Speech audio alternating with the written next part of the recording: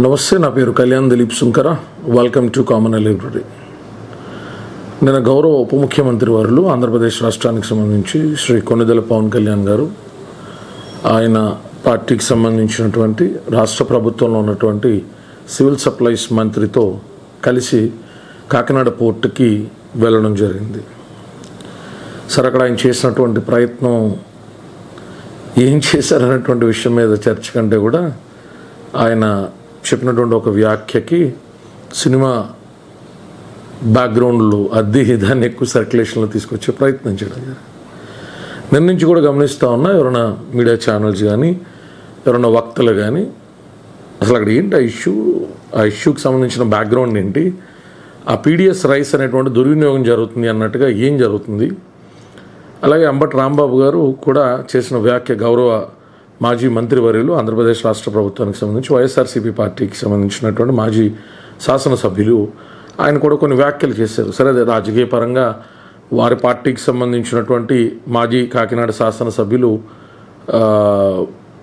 రెడ్డి గారిని ఉద్దేశించి, I'm unable to recollect his full name, so ఉద్దేశించి చేసినటువంటి వ్యాఖ్యలు ఆయన కౌంటర్ చేసుకోవాల్సిన బాధ్యత ఉంది. అది ఇక్కడ సామాన్యులుగా పవన్ కళ్యాణ్ గారు ఓపెన్ చేసినటువంటి పండోరా బాక్స్ ఏంటి, ఆ పండోరా పెట్టేంటి, నిజంగా ఆ బోతాల దీవిని ఆయన ఏం ఓపెన్ చేశారు, అసలు విషయం ఏంటి అనేటువంటిది మీ అందరికీ చెప్పే ప్రయత్నం చేస్తారు. ఇది నా ఉత్సుకతతో, కొంచెం ఉత్సుకత ఎక్కువ కదా మనకి ఈ విషయాల మీద కొంచెం లోతుగా సామాన్యులు తెలిస్తే it would be easy.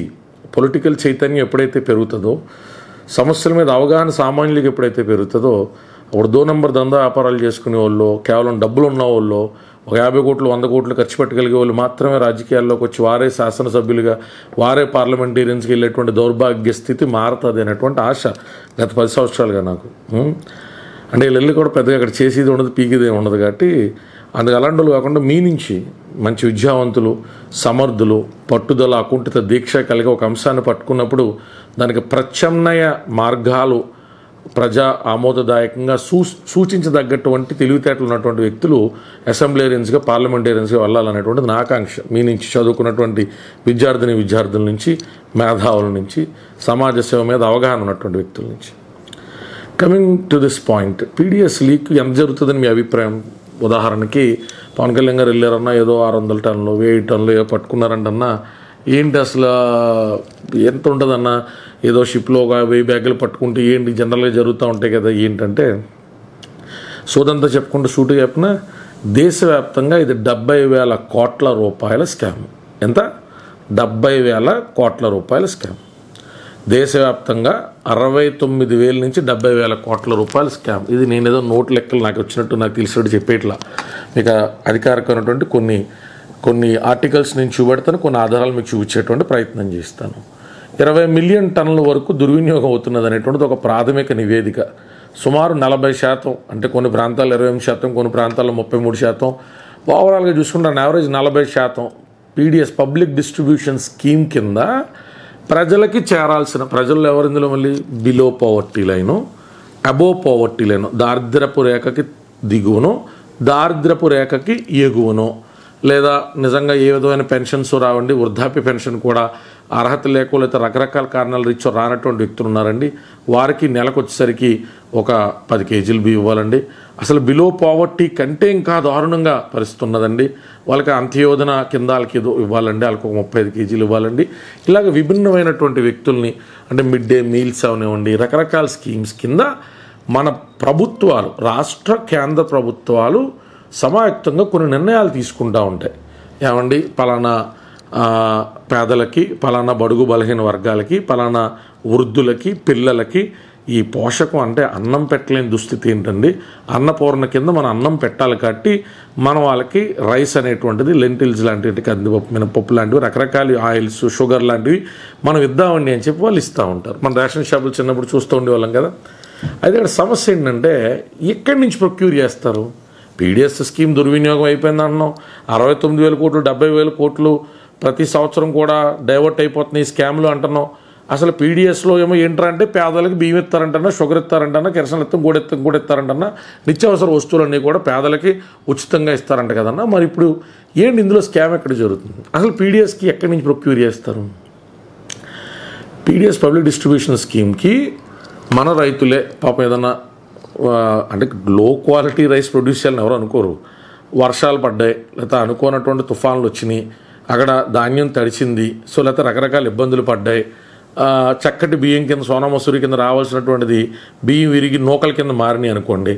So అప్పుడు కష్టపడ్డటువంటి రైతు ఎవరంగా చూస్తాడు? ప్రభుత్వాలంగా చూస్తాడు. ఎందుకు చూడాలన్న రైతు ఇక్కడ రైస్ మళ్ళీ ఇదే తడి బియ్యం పొడి బియ్యం కలిపేసి ఇదేమో బ్యాడ్ క్వాలిటీ రైస్ అని చెప్పి పొందుతున్న వ్యక్తులే మాట్లాడేసి మరి రైతుల దగ్గర నుంచి ఏమో రూపాయికో పాపాయికో కొని ప్రభుత్వాలు ఏమో అంటే 25 రూపాయల దాకా వచ్చేస్తున్నారు అనుకోని చెప్తున్నా ఉదాహరణకి.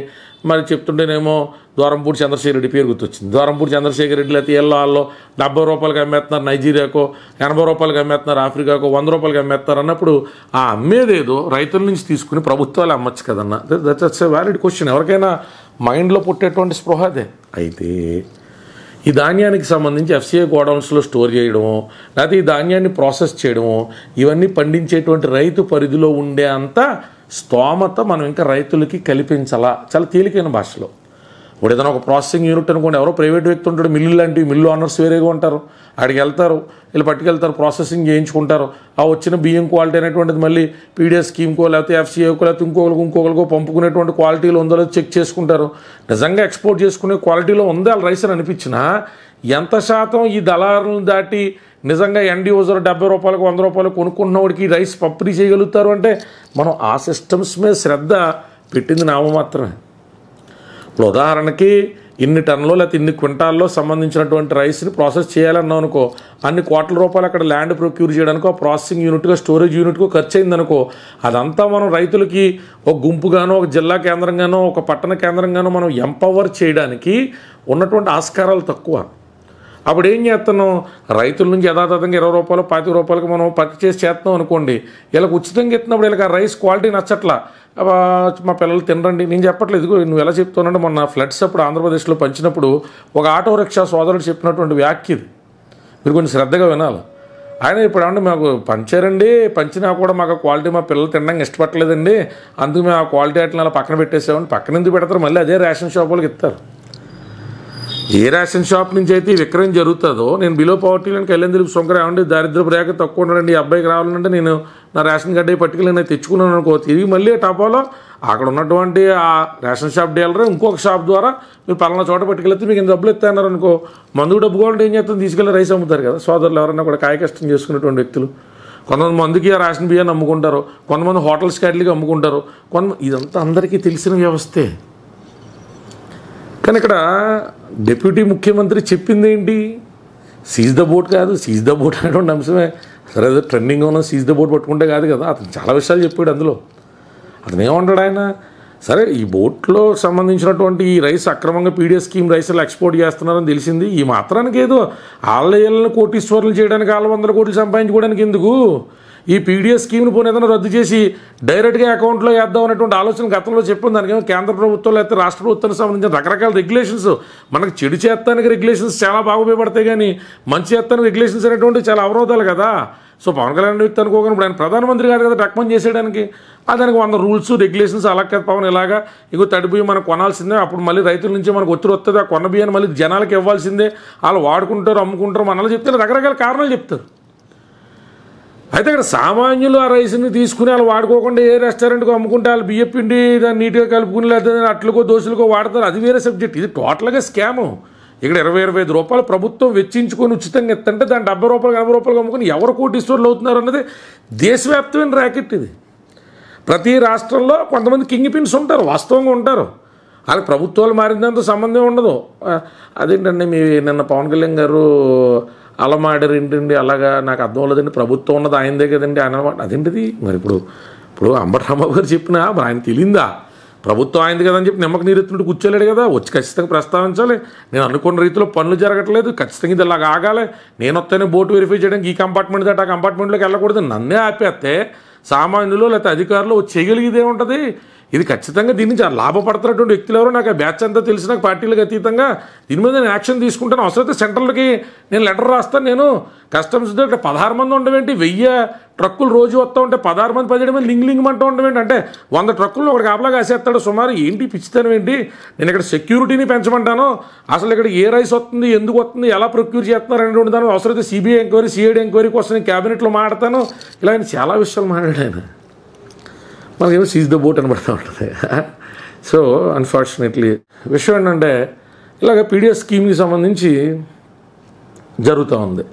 దేశవ్యాప్తంగా రైతుల దగ్గర నుంచి రకరకాల సోర్సెస్ నుంచి ఫుడ్ కార్పొరేషన్ ఆఫ్ ఇండియా ద్వారానో స్టేట్కి సంబంధించినటువంటి గోడౌన్స్లోనూ కొంత రైస్ని ఇలా ప్రొక్యూర్ చేసి డబ్బులు ఇచ్చి 25 రూపాయలు 20 రూపాయలు ఖర్చు పెట్టి తెచ్చిన దాన్ని పేదలకి అర్హులైనటువంటి వ్యక్తులకి పంపాల్సిన దాంట్లో ఈ పంపిణీలో ఆ బెనిఫిషరీకి వెళ్తాం అన్నది జరగట్లా.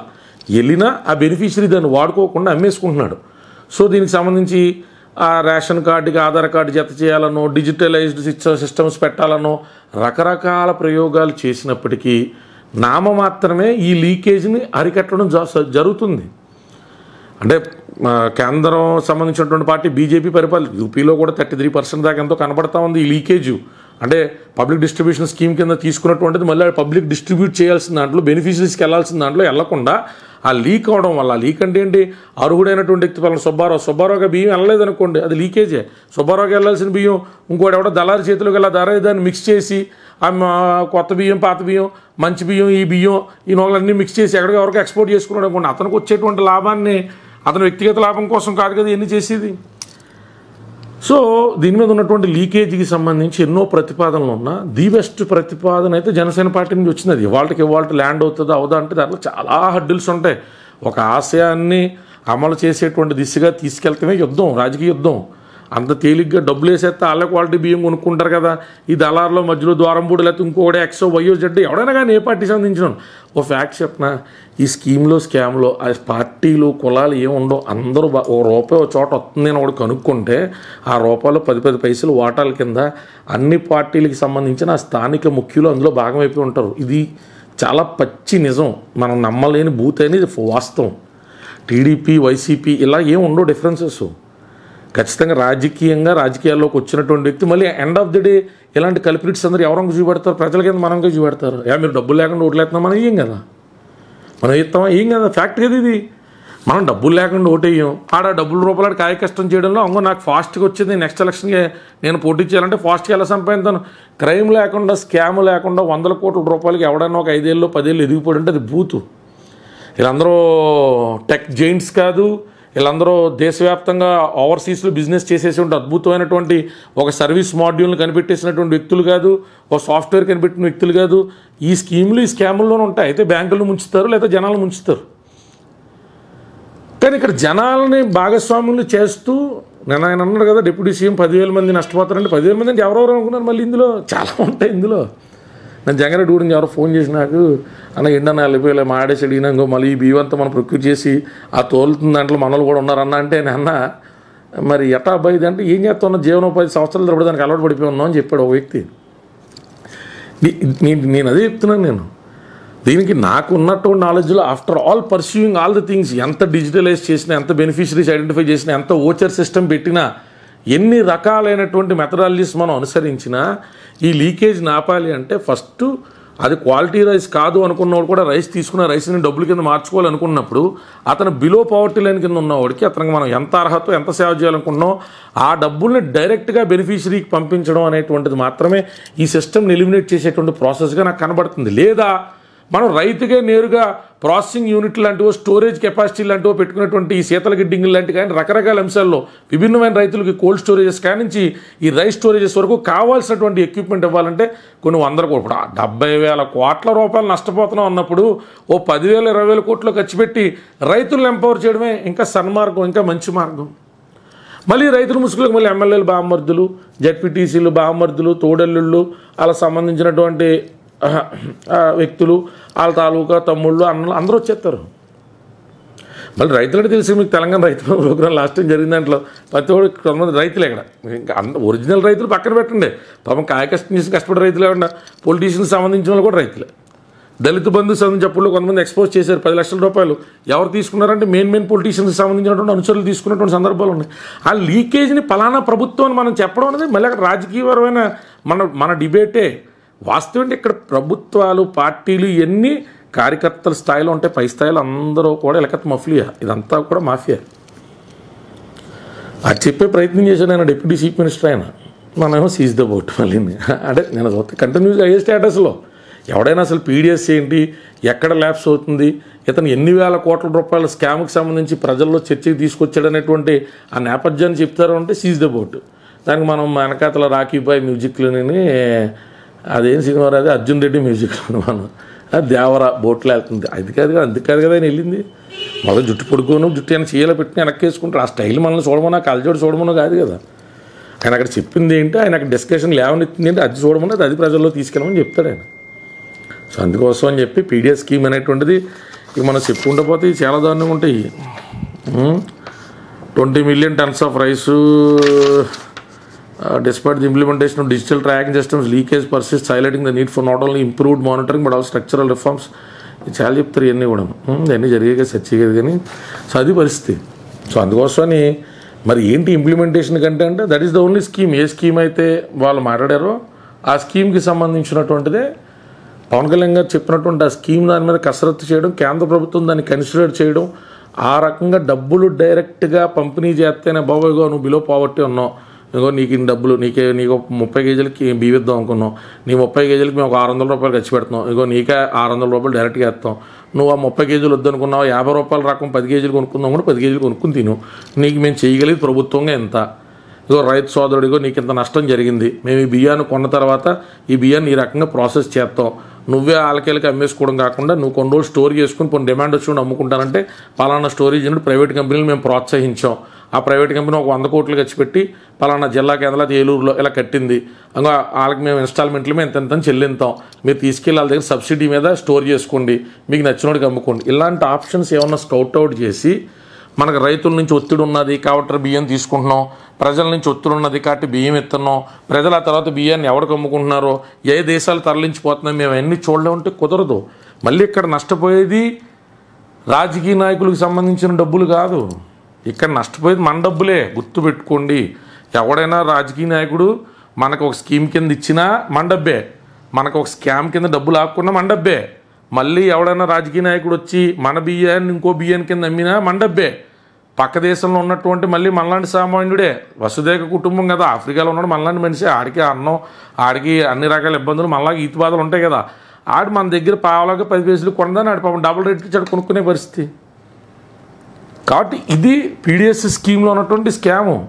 అప్పనంగా డబ్బులు సంపాదించి రోడ్ల మీదకి వచ్చి తొళ్ళ ఎలా కొట్టగలుగుతారు ఏ రాజకీయ నాయకులైనా అంటే ఏంటి అబ్బాయి ఏంటి అన్న ఇలా ఎన్ని రకం మనం రైస్ తరలించగలుగుతా ఉన్నా ఇన్ఫర్మేషన్ ఉంటుంది వీళ్ళందరి దగ్గర కూడా. ప్రోగ్రెసివ్ పార్టీసు, ప్రోగ్రెసివ్ కమ్యూనిటీస్ అందరి దగ్గర కూడా ఈ 2 నంబర్ దందా వ్యాపారాలు చేస్తానికి కావాల్సిన ఇన్ఫర్మేషన్ ఉంటుంది. ఇన్ఫర్మేషన్ ఉన్నా రిస్క్ తీసుకోగలిగే కెపాసిటీ ఉంటుంది, వాళ్ళ వెనకాల యంత్రాంగం ఉంటుంది.